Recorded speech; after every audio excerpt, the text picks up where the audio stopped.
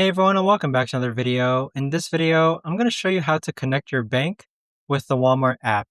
Now, this video is going to be particularly useful for individuals. Let's say that you want to go ahead and connect your bank with the Walmart app. How do you actually go ahead about doing so? Now, this video is going to be short, sweet, and simple, guys. There's not going to be a lot of steps involved. Now, in order to do this, what you're first going to do is log on to the Walmart. Next, click on Account on the bottom right-hand corner. Then, click on the gear icon on the top right, then go ahead and click on Wallet. Now on this page here, scroll down and then click on Add New Payment Method, then click on Connect Your Bank. So on this page here, it's going to go ahead and ask you to connect your bank. So here it's just loading.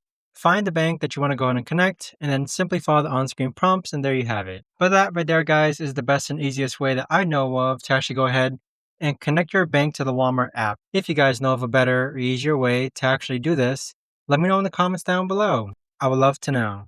Thanks so much for watching, everyone, and I'll see you guys all in the next video.